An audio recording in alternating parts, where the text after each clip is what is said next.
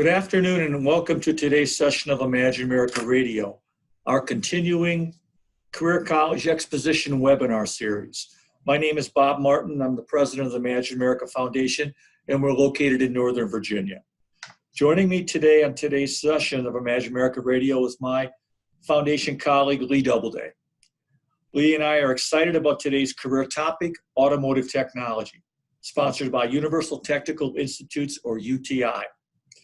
UTI is the country's leading provider of high-quality, career-focused education at 12 locations nationwide. UTI is also a 20-year sponsor of the Imagine America Scholarship and Award programs, having provided admissions-based financial aid to more than 15,000 enrolling Imagine America students. Without taking valuable time from our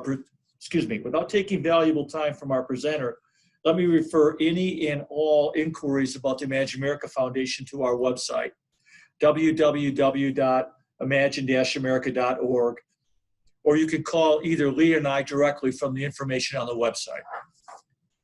Automotive technology careers are some of the most popular programs in career colleges. And since our beginning in 1999, Imagine America remains a leading sponsor of scholarship aid to enrolling high school students. However, our country faces a serious shortage in certified automotive technicians. We hear from employers in virtually all sections of the country desperately looking for qualified employees, and we need to do more. Our partner in today's presentation is Universal Technical Institute. Joining us today to discuss in detail the looming automotive technician shortage and how UTI is helping meet this need is Dr. Stephen Coyle. Dr. Coyle is a nationally recognized expert in this area with an extensive K-12 background. Before turning the program over to Dr. Coyle, let me briefly outline today's agenda. Today's session of Imagine America Radio will be 30 minutes maximum, including questions and answers. Once we finish these remarks, we move directly into today's presentation. All participants can submit questions while the presentation is in session via the chat feature in this Zoom meeting. At the end of the presentation, or approximately 2:25 p.m., I will then present any questions offered by you, the participants. We will address as many questions as possible and provide written responses in follow-up emails. We will have a hard close at 2:30. So without taking any more time out of today's presentation, let me turn over today's session to Dr. Stephen Coyle. Dr. Coyle, welcome. Well, thank you all very much for taking time out this afternoon to spend with me. Let's get right into the presentation. The agenda is threefold. The first part of the agenda is challenges facing the workforce. I'll follow that up with opportunities in the transportation industry, and then we'll close with Universal Technical Institute's career pathways. I always like to start my presentation off talking about the changing workforce and where we are from the 20th century to the 21st century. You can see in the 20th century, we were very much an agricultural manufacturing economy. As we moved into the 21st century, that changed dramatically. As you can see on the chart, we've gone pretty much total service. You can all attest to this yourself. If you own a house, if you own a car, if you own a washing machine, you know exactly what I'm talking about when it comes to trying to find technicians to come out and work on your equipment, let alone technicians that are qualified. So very much service oriented. You can even take that further into other service areas, such as restaurants. All of you probably at one time or another have gone into a restaurant, told that it's going to be a 30 to 45 minute wait, turn and see 8 tables open. You say, well, why? Because they don't have the service there. You'll also notice in this chart that agriculture really dropped. You say, wow, 41% to 2%. Wow, we're going to starve to death. No, actually we're not. We're doing more with 2% than we are with 41% due to technology. But once again, service plays into that as well. A recent survey was done with 150,000 students in 2016 to be exact. These students were asked, how many of you would like a skilled trades career? A whopping 3% said, yes, sign me up, this is what I'm looking for. Not very impressive. But that same group then was asked, how many of you would like a STEM career? Over 45% said, oh yeah, that's what I'd like to do. That's what I want. There lies the disconnect. Students do not understand that STEM and skilled trades go hand in hand. Unfortunately, there are many educators out there that are the same way. They don't see that connection. They tend to think of STEM as a white collar rather than a blue collar. Really, STEM is all collars. It comes in all career pathways, one way or another, or most career pathways. STEM career growth is it's amazing how much it's grown in the last few years and how much it's going to continue to grow. STEM jobs will grow by over 13% per year, whereas in all other jobs, that drops to 9%. So you can see there's a much greater demand for STEM careers. But the most alarming statistic is just below there, where you can see the median earnings per hour in the United States STEM jobs is almost $39 an hour, whereas the median earnings in all other jobs in the United States is just over $19 an hour. So you can see over double the difference. We can take that a step further when we talk about annual wages. You can see in non-STEM occupations, just a little over $38,000. STEM occupations, almost $87,000. So you can see quite a difference in earning potential in a STEM career as opposed to a non-STEM career. Only about 20% of the jobs in this country today require a bachelor's degree for entity. On the second part of that chart, you'll see that almost half of college grads go into occupations that don't even require a college degree. So what you have is you have a student that comes out of college, they go into an occupation, they either didn't need the degree or they could have chosen a career that would have allowed them to go into another type of school where they wouldn't need that degree in the first place. I talk a lot about the old smart versus the new smart. So you say, well, what is the old smart? Well, the old smart used to be get into the best school you possibly can, you know, the prestigious schools, so to speak. And then when you get there, decide what it is that you want to do. And if you're lucky enough that you do figure out what you want to do, because I'm sure several of you in the audience, you changed majors at least once, maybe twice on your way to your degree. So then once you do get your degree, then you come out the front door with your degree in hand and go, here I am, world, hire me. We know today that just doesn't work anymore. Not only is it expensive, but it's time consuming. But here's the thing, you might look at this and say, how ridiculous is that? Nobody does that anymore, nobody. Well, I refer you to the admissions scandal that we just went through that I think has finally come to an end or pretty close to an end, where those parents bought their students' way into the prestigious schools, Stanford, USC, and a couple of examples. They wanted them in those schools so badly, they were willing to bribe or falsify their admissions applications and things to get in there. What's really sad about that is that some of the students didn't even want to go to college in the first place, but their parents went to. And that's where, when you have to deal with parents, and I know parents are an issue for all of you, and parents kind of think the old school way. Oh, we want to be in the best school possible that we can. So now we move to the new smart. The new smart is so much different in that the first thing we want to do is find out, what does a student like to do? I used to say your passion can be your paycheck, but what if you're not very good at your passion? So that's why I rather would say, what do you really like to do? You think about it. We ask every little kid in this country, what do you want to be when you grow up? You high school counselors out there, I challenge you. The next time a sophomore, junior, or senior walks into your office asking for advice from you, you ask them, what do you want to be when you grow up?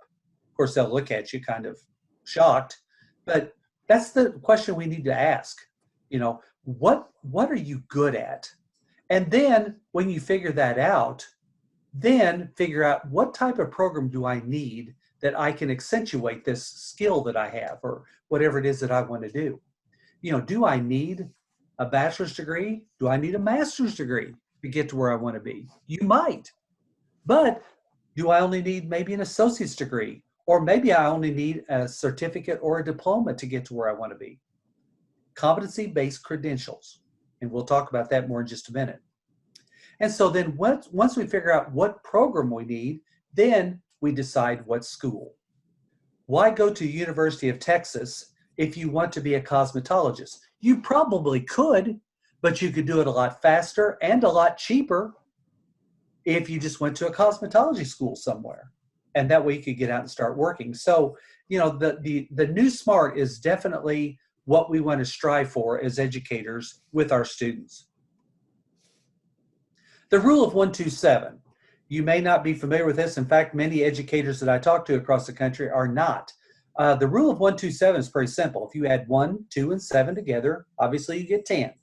So for every 10 careers that are out there, only 1 out of 10 requires an advanced degree, meaning a master's degree or higher. Only 2 out of 10 require a bachelor's degree. 7 out of the 10 careers that are available today, that are in demand today, only require an associate's degree or competency-based credentials, meaning you have a certificate or a diploma of some type. 7 out of 10. The other disconnect we have here is that we're pushing students into college at a 70% clip right now. So you can see what we're doing is exactly opposite of what the economy is dictating to us that we should be doing. That's why we have the increased shortage in skilled trades today. Skilled trades and STEM go hand in hand. There's no doubt about it. You know, as educators, it's important that we educate parents and students to help them understand that very concept. And we as educators have to come to terms with that as well. You know, STEM and skilled trades do go hand in hand. We also have to get out of this myth of university for all, that everybody needs a bachelor's degree or everybody needs a master's degree. They do not.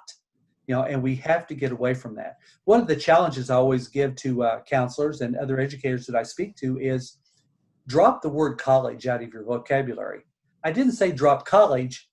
I said drop the word college and just use post-secondary education. Because when you do that, that opens up a whole block of different educational opportunities for students. If you say college and you've got a student that wants to be a welder, that is disheartening to that student. You know, they think that what they want to do is not as good. And then finally, what employers are looking for are competency-based credentials. That's what I mentioned a little while ago. They're looking for what do you bring to the table? What skill set do you have that you can bring to their company or organization? The second part of the agenda today is opportunities in the transportation industry. We know a fact that cars, trucks, motorcycles, ATVs, boats, they're all rolling or floating computers. That's what they are. They have so much technology within them. And you know, I can go on and on the different types of technology, but the importance here is this technology is important for safety reasons. Take the backup camera, for instance. You know, the backup camera, I wonder how many lives have been saved by that backup camera. You've all heard the horror stories of somebody backing over a child, their own child even. You know, that used to happen quite a bit. And I'm sure that's dropped dramatically now because of backup cameras. You know, and if you have an older vehicle, like I do, an older pickup that doesn't have the camera and you're used to using it, it's weird not having it. But another one is the blind spot indicator. You've all been guilty, as have I, of somebody honking at you when you pull over and you think, gosh, where did they come from? I didn't even see them. Good. Why they call it the blind spot. With the blind spot indicator, you don't have to worry about that any longer. You know, the rain sensing wipers, the voice activated navigation, where we can keep our hands on the steering wheel and we can give voice commands to get what we want. I can go on and on, but this technology is huge. The biggest problem we have is who's going to work on it. And another great example is I read an article not too long ago of farmers that they're looking for older farm equipment now. They're shying away from the new equipment. Why? Because they can't work on it. And they can't find people to work on it, and they have to have their tractors in the field, their combines in the field. They can't afford downtime. So they're looking for older equipment that they can work on. And that's sad because, they're giving up this technology that will give them better yields per acre. It's going to make their lives easier. They'll be able to get a lot more done in a shorter amount of time. So once again, we need technicians that can work on these things. There are over 1.3 billion vehicles on the road worldwide, 273 million plus here in the United States. That's why by 2028, there will be over 1.1 million technician job openings. There's definitely a demand. But what's scary is that gap continues to widen. It's not narrowing. And we've got to reverse that quickly. And then finally, the third part of my agenda today, Universal Technical Institute's career pathways. Who is UTI? Well, we are the leading provider of technicians in the country. We have 12 campuses nationwide. We place over 4 out of 5 of our graduates into their chosen field. Notice I said chosen field. McDonald's doesn't count. We get them into their field of study. If they want to be an auto tech, that's what we're going to help to get them there. And we have over 220,000 graduates in our 55-year history as we started in 1965, and that number grows daily. We offer 8 training programs. We offer auto, diesel, collision, motorcycle, marine, NASCAR, CNC, and welding. But more importantly, we talk to students about occupations within the occupations too. You can't just come to UTI. You have to be invited. We do a personal interview with the student and their parents so they can make a family decision together. But oftentimes students think, oh, well, I want to get into automotive technology, but I don't really want to turn a wrench. That's fine. You don't have to. You could become a service writer, or you could go to work for an insurance company as an adjuster. They're always looking for our graduates for that because they know the car inside and out. You hit a deer, you see the damage on the outside. What you don't see is the damage on the inside, all the sensors that were damaged and all the inner workings of the car. So that's another possibility. So we show students what type of occupations are available. We have very much an industry-aligned technology. We were doing hybrid technology, hybrid teaching before other schools were. We've always done it. We've had to adjust it a little bit here lately, but still we do that. We do online classrooms, plus we do hands-on. Why do we say industry-aligned? Because that's how the industry does it. Dealerships can no longer afford to send their technicians off to get training. It's expensive. The dealership loses money, so they do their training online. That's why we do it that way.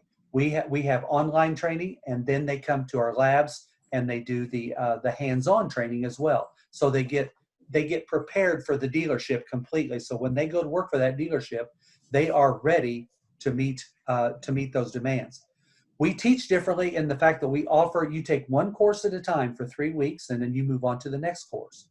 And what we're looking for are competency-based credentials. You learn this competency, then you move on to the next one and the next one. And that's how we build our technician from the ground up so that they're prepared to move into the field. We are very much CDC compliant. We're with the pandemic that we're currently in, we had to make some adjustments. As I said, we were already doing the hybrid model of teaching. We just had to adjust it somewhat. We do have assigned doors where students can go in and out. We require temperature checks of all students and employees, face coverings. We've had to reduce the lab sizes so we can maintain social distancing, the 6-foot separation. We require students to wash their hands often. We clean and disinfect our schools continually, not just once a week or something. I mean continually on the hour. And then finally, we offer phone support to for students that are still they don't want that face-to-face. They still want to stay safe. So we're doing everything we can to honor the CDC Compliant Labs and follow the CDC guidelines, but yet get technicians out there. One thing you have to remember is we're an essential industry, so it didn't go away with the pandemic. In fact, the demand got greater, and so these dealerships are still needing the technicians. So we're able to still provide them, but we're able to do it in a safe environment. We're offering presentations both face-to-face, but also virtual presentations for those schools that are closed down. It seems like, depending upon the state that you go to, in state, there's a combination. In Texas, there's a combination of what they're doing there. But anyway, we offer very good virtual presentations. Our virtual tours are amazing, and what the detail there and what we can show. So we're offering those, and I can help you with that as well. UTI has a national presence. You'd be hard pressed to go into a dealership and say UTI and they wouldn't know who we are. But the other important reason for the national presence is career opportunities. You may go to our campus in Dallas-Fort Worth, but you want to work in Arizona. Well, we're out there too. So we can help get you placed there, or in California, or in Pennsylvania, or in Illinois. That it just depends on where you want to go. But that national presence plays a huge role to help students with their career choices. We have over 35 industry relationship partners. As I often say, we're not preparing students for Jiffy Lube. We're preparing students for Lexus, BMW, Mercedes, Ford, GM, and I can go on and on. These are the big dogs of the industry, and that's who we're preparing our students for. As I said before, over 4 out of 5 of our graduates get hired. One of the things that we do is we really accentuate our graduates and our graduate success stories. You can see there's 3 right there on your screen. Those 3 have a couple things in common. Number 1, smiles on their face because they're doing what they love to do. But number 2, they all 3 have a great work ethic. We're not easy. We don't want to be. We want to have our students prepared for the industry. We want them going out ready to hit the ground running. And so that work ethic is very important. And so we use our graduates to tell our upcoming graduates that same story, so they'll know what to expect. We offer grants and scholarships, over $15 million to our students to make school more affordable. The 45 plus employer locations for incentives, I'll explain that here on the next slide. We are Title IV funded, so therefore you fill out a FAFSA to see if you qualify for financial aid. We offer, as I said, over $15 million in scholarships. We offer housing grants and institutional grants to help students to get started, because the startup money, that's important, so they can get once they get going, because we help students to get jobs once they get to school to help them to supplement their education, but sometimes they need a jump start. We also offer third-party programs to help students with emergency expenses. But the thing I'm most proud of, number 5 there, is over 4,500 TRIP employers. TRIP stands for Tuition Reimbursement Incentive Programs. This has proven to be very helpful to our students and is really helping our graduation rate to go up. Because what they will do upon graduation, companies like Penske Auto Group, AutoNation, just to name a few, they're going to offer packages at $20,000, $25,000, $30,000 packages. Now, they don't just hand them a check. They instead offer them like increments, like they get an extra $200 or $300 or $400 on their paycheck that they can use towards their student loans. They can use it towards relocation, whatever they want to use it for. But this is proving to be very good, a very great incentive for students. I don't know about you, but we have difficulty getting students to fill out scholarships. And so this gives students a goal, something to work towards. I'm a retired educator, and I know what you guys face every day. I know what counselors do. And we so much appreciate partnering with you. We need you to be able to tell students what the rule of 127 is. We need you to give them the facts. That's why we supply those things to you, just like in this webinar today. We'll assist you with that. We will host your students at open house. We can come visit your school. We have a STEM truck that we can bring out to your schools. We do the presentations, both virtual and in person, to talk about career pathways and the STEM fields and that kind of thing too. And then, of course, to offer the scholarship opportunities that we have to UTI. We're here just to partner with you. We're on Facebook, Twitter, Snapchat, Instagram, YouTube, uti.edu, our website, and then, of course, television commercials. So you can find us we're everywhere. And then finally, this is my contact information. This is my phone number, my email address. I also have an Instagram account too. Please reach out to me. I appreciate your comments, your questions. If I can help you in any way, I do professional development across the country where I come in. Everything we offer is free of charge. We don't charge for those partnerships with all of you. One of the things I wanted to mention is on November the 14th, we've got a future student workshop going to be held at the DFW campus. You're all welcome to come to visit the campus. Tell your students they can come by and see us. We'll do tours that day, and so we can show off our campus so you can try us on firsthand. I just want to thank you so much for your time this afternoon. I know you're busy people, so I appreciate it. I hope that you got something from this presentation. I hope you have a great rest of your day. Thank you. All right, thanks, Dr. Coyle. We are now going to be opening this up to questions. So if you have a question for Dr. Coyle, go ahead and click on that Q&A button and ask your question. I do have one that has come in. I think you just touched upon it at the end there, Dr. Coyle, but the question was, do you have any upcoming events at your Dallas location, either virtual or in person? Yes, as I just mentioned, the Future Student Workshop that we're going to have at the campus on November the 14th. Details are forthcoming on that, but you can go to the website, just go to uti.edu and then go to the location, the Dallas campus, Dallas-Fort Worth campus, and you can get information. And we have events there all the time. So, and hopefully we're going to have more and more live events as we work through this pandemic. So, Dr. Coyle, Bob Martin, let me just follow up on that one more time. If they wanted to meet the man behind the voice, will you be at the Dallas session? No, I will not be there. Those kind of events, I usually can't attend all of them because we have them all over the country, and so I won't be there. But we will have our regional admissions director, we'll have our campus president, all of our staff will be there to answer your questions. So, question from the Dallas area. I think you already covered it, but let's cover it again.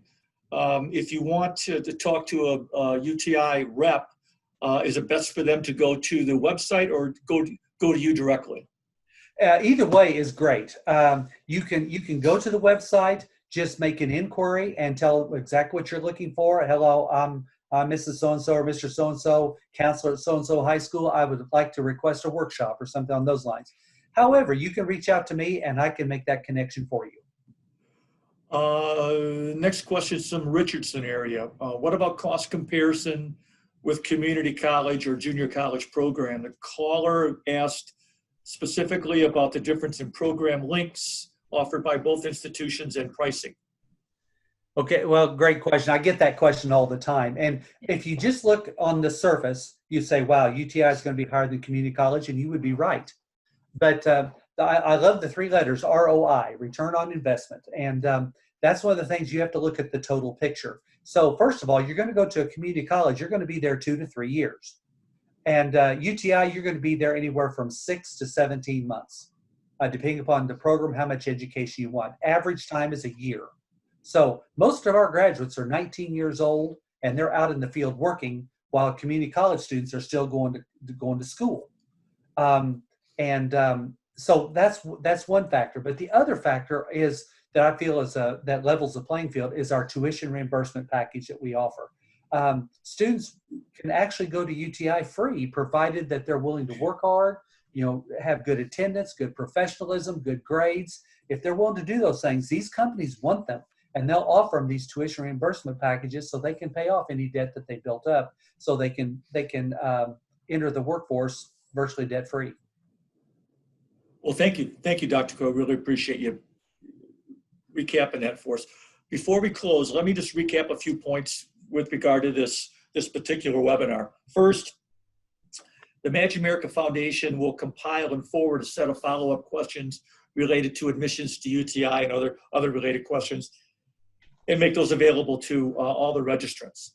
Second, we have recorded this session and will forward this recording to all registrants. IAF will place the session on our website, www.imagine-america.org, with very specific download instructions. You'll see a number of other podcasts and webinars also in that same area. Finally, we're going to conduct a survey to determine, the survey of counselors to determine whether there are other topics and other locations we should be thinking about. We really appreciate that feedback on that particular survey. Before closing, I'd like to thank our participants for taking time out of their very, very busy schedules, particularly in this very turbulent time that we're going through. I'd also like to thank Dr. Coyle for sharing with us today's presentation and encourage you to contact him directly with any questions. You have his contact information. On behalf of the Imagine America Foundation, Imagine America Radio, Lee Doubleday, and myself, want to thank you and wish you a good day.